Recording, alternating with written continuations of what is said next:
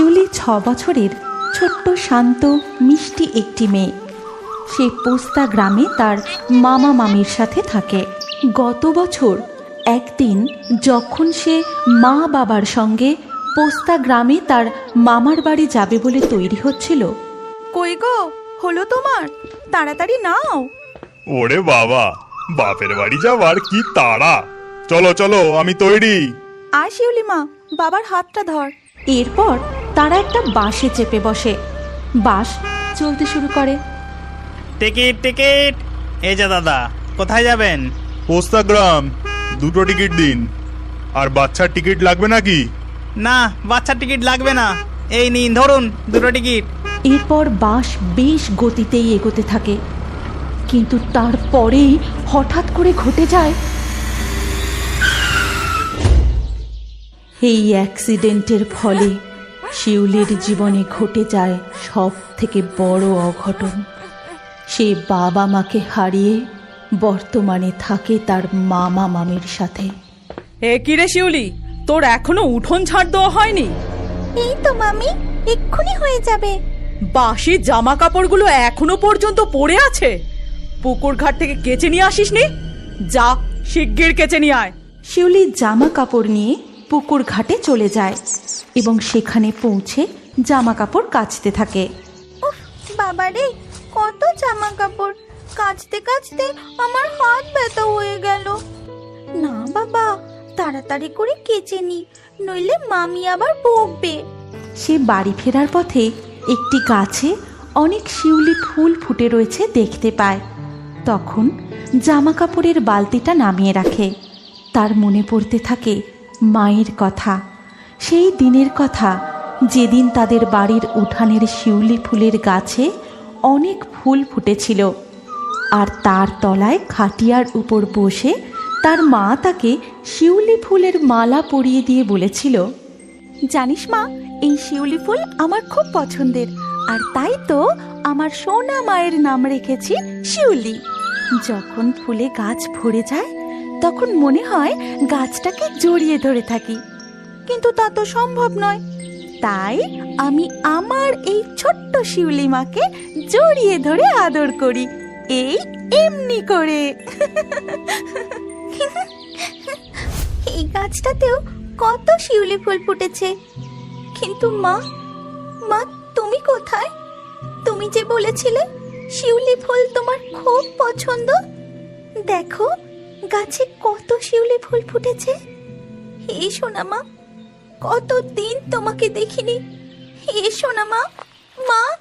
এ কি রে শিউলি, হাঁ করে গাছের দিকে তাকিয়ে কি দেখছিস? চল, তোর মামি যে তোকে ডাকছে। মামি ডাকছে? ওরে বাবা, তাড়াতাড়ি চলো মামা। শিউলি বাড়ি ঢুকতেই তার মামি বলি, এতক্ষণ কোথায় ছিলি? নিশ্চয়ই পুকুর ঘাটে খেলা করছিলি। না না মামি, আমি তো। আবার মুখে মুখে কথা, চুপ করে থাকবি একদম। নে, ভাইকে দুধটা খাইয়ে দে, আমি চানটা সেরে আসি। শিউলি ভাইকে দুধ খাওয়াতে বসতে যাবে, এমন সময় তার মামা উঠানে পাতা খাটিয়ার উপর বসে বলে, ও শিউলি, আমাকে 1 ঘটি জল দে তোরে, গলাটা একেবারে শুকিয়ে গেছে। ঠিক আছে মামা, তুমি বসো, আমি এক্ষুনি এনে দিচ্ছি। এই কথা বলে শিউলি ঘরের ভেতর চলে যায়। তারপর ঘরের ভিতরে গিয়ে 1 ঘটি জল নিয়ে বাইরে উঠানে এসে মামাকে দেয়। মামার জল খাওয়া হয়ে গেলে, আমি কাজে বেরোচ্ছি, বুঝলি? তোর মামি না আসা পর্যন্ত ভাইটার খেয়াল রাখিস, কেমন? আমি চললাম। মামা বেরিয়ে গেলে শিউলি ভাইয়ের কাছে গিয়ে দেখে ভাই দুধের বাটি উল্টে দুধ ঢেলে তা নিয়ে খেলা করছে। তা দেখে ছোট্ট শিউলি খুব ভয় পেয়ে যায়, আর কি করবে বুঝে ওঠার আগেই তার মামি পুকুর ঘাট থেকে ফিরে আসে। এ কি করেছিস তুই হতভাগী? ভাইয়ের খাবার দুধ উল্টে ফেলে দিয়েছিস। এই কথা বলেই শিউলির মামি তাকে খুব মারতে থাকে। বল বল, এটা তুই কেন করেছিস? বল, কেন দুধ ফেলে দিয়েছিস? বল শিগগিরই, তুই আমার ছেলের দুধ ফেলে দিয়েছিস না? আজ তোরও খাওয়া বন্ধ, মজা বুঝবি এবার। আমি কিছু করিনি মামি, আমি কিচ্ছু করিনি। কিন্তু মামি শিউলির কোনো কথা শোনে না আর প্রচণ্ড মারতে থাকে। খুব মার খাওয়ার পর শিউলি কাঁদতে কাঁদতে ছুটতে সেই শিউলি ফুলের গাছতলায় চলে যায়। মা, কোথায় আছো মা? আমার কাছে এসো না মা, আমাকেও তোমার কাছে নিয়ে যাও না মা। আমার যে এখানে থাকতে খুব কষ্ট হচ্ছে।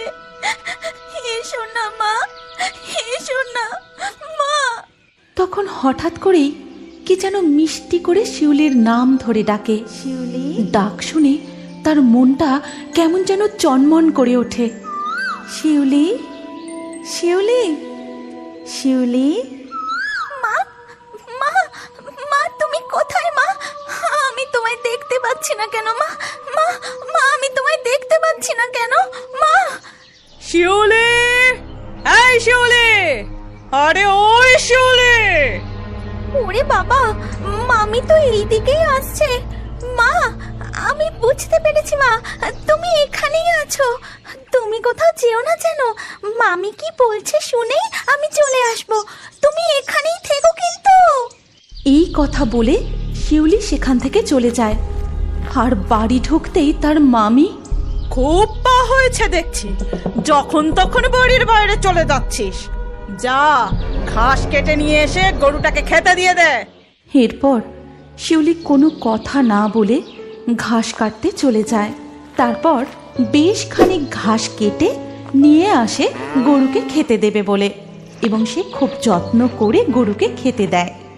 এরপর সে আরও অনেক কাজ করে, কিন্তু তবুও মামির রাগ মেটে না। দুপুরে তাকে খেতে পর্যন্ত দেয় না।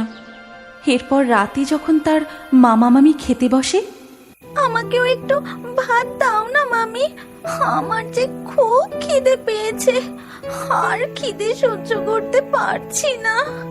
বলছি শুনছো, এইবার মেয়েটাকে দুটো খেতে দাও। ছোট মেয়ে, না হয় ভুল করে দুধটা উল্টে ফেলেছে, ওকে আর শাস্তি দিও না। তুমি চুপ করো। এখন থেকে ঠিকঠাক শাসন না করলে ও মেয়ে মানুষ হবে? তুমি যা পারো করো, আমার আর ভালো লাগে না এইসব। এই কথা বলে মামা উঠে চলে যায়। সকালের মার, সারাদিনের পরিশ্রম, পেটে প্রচণ্ড খিদে নিয়ে কাঁদতে কাঁদতে ঘরে গিয়ে ঘুমিয়ে পড়ে শিউলি। কিন্তু মাঝরাত থেকে তার প্রচণ্ড জ্বর আসে, আর জ্বরের ঘোরে কাঁপতে কাঁপতে একটাই কথা সে বারবার বলতে থাকে, মা, মা গো, আমায় তোমার কাছে নিয়ে যাও না মা। আমার যে খুব কষ্ট হচ্ছে মা, আমি আর পারছি না মা। ভোর রাতের দিকে শিউলি আবার সেই মিষ্টি ডাকটা শুনতে পায়। শিউলি, শিউলি, শিউলি। মা, তুমি এসেছো মা? কই মা, আমি তো তোমায় দেখতে পাচ্ছি না মা।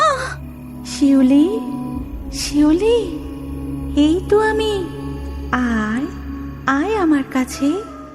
পরের দিন সকালে মামি ঘুম থেকে উঠে দেখে শিউলি উঠানের দাওয়াতে বসে আছে। গলায় তার শিউলি ফুলের মালা। আজ খুব ভোরবেলা উঠে পড়েছিস? যা, খাবার জলটা ধরে নিয়ে আয়। কি রে, শুনতে পেলি না? যা। ও, খুব সাহস হয়েছে দেখছি, এমন মারবো না। এই কথা বলে শিউলির মামি তেড়ে যায়, কিন্তু তার কাছে যেতেই সে দেখে শিউলির চোখ লাল টক টক করছে, আর শিউলি ভয়ঙ্করভাবে তার দিকে তাকিয়ে আছে। আচ্ছা ঠিক আছে, তোকে যেতে হবে না, কিন্তু গরুর জন্য ঘাসটা তুই কেটে নিয়ে আয়।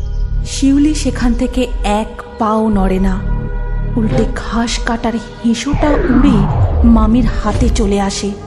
এই সব দেখে সে প্রচণ্ড রেগে গিয়ে হেঁসোটা ওপর দিকে তুলে বলে, কোত্থেকে ম্যাজিক শিখে এসে আমাকে ভয় দেখানো হচ্ছে?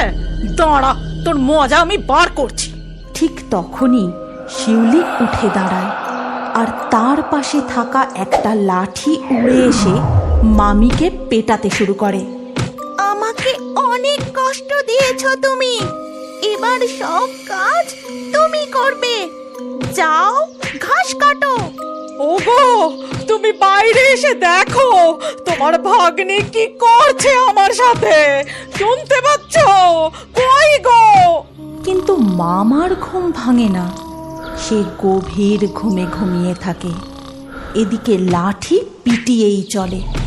পিটুনি খেতে খেতে মামি যায় ঘাস কাটতে। তারপর ঘাস কেটে নিয়ে এসে গরুকে খেতে দেয়, উঠান ঝাঁট দেয়, পুকুরে যায় কাপড় কাচতে। সারা দিন শুধু কাজ করে চলে।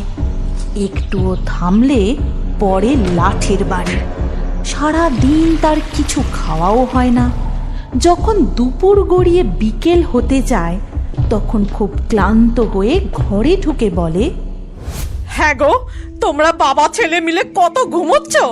সারাদিন খাওয়া দাওয়া করলে না, কাজে বেরোলে না, এত ডাকলুম সারাও দিলে না। ছেলেটা পর্যন্ত ঘুম থেকে উঠে কাঁদলো না, কিছু খেলো না। এদিকে খেটে খেটে আর লাঠির বাড়ি খেয়ে আমার গায়ে ব্যথা হয়ে গেল। সারাদিন আমারও কিচ্ছু খাওয়া হয়নি, খিদে পেট জ্বলে যাচ্ছে। বলো কি গিন্নি, আমি আজ এমন ঘুম ঘুমিয়েছি? এ তো স্বাভাবিক ব্যাপার নয়। তাছাড়া এসব হলো কি করে? তোমাকে কে মারলো? আর শিউলি বা কোথায়? কোথায় আর যাবে? সারা দিন এইসব কাণ্ড ঘটিয়ে এখন নিজের ঘরে ঢুকেছে। তবে তো তোমার কাছে আসতে পারলাম, নইলে লাঠির বাড়ি মারতে মারতে আমাকে একেবারে। সে কি কথা? চলো তো দেখি। তারপর তারা দুজন শিউলির ঘরের দিকে আসে ও ঘরের ভেতর গিয়ে দেখে শিউলি ঘরে নেই। তারপর তারা দুজন বাড়ির আশপাশটা খুঁজে দেখে এবং খুঁজতে খুঁজতে পুকুর ঘাটে যাবার পথে দেখতে পায় সেই শিউলি ফুলের গাছের তলায় শিউলি শুয়ে আছে। দেখা যায় শিউলির চোখ বন্ধ, গলায় শিউলি ফুলের মালা, তার গোটা শরীরে শিউলি ফুল ছড়িয়ে রয়েছে। মুখে তার একটা মিষ্টি হাসি, যে হাসি খুব আপন, খুব প্রিয় কাউকে দেখলে ফুটে ওঠে। এ কি গো, ও তো গাছতলায় শুয়ে ঘুমোচ্ছে। ঘুমোচ্ছে? আগে ডেকে তোলো ওকে, আমার বিচার চাই। এ কি, শিউলির শরীর যে শক্ত কাঠ, বরফের মতো ঠান্ডা। সে কি গো, কি বলছো তুমি? তবে তবে এতক্ষণ কি ওর আত্মা যাওয়ার আগে সারাদিন ধরে আমাকে শিক্ষা দিয়ে গেল? ওরে বাবা, ওরে বাবা। এবার হয়তো শিউলিকে আর কোনোদিনও তার মায়ের আদর ভালোবাসা থেকে দূরে থাকতে হবে না।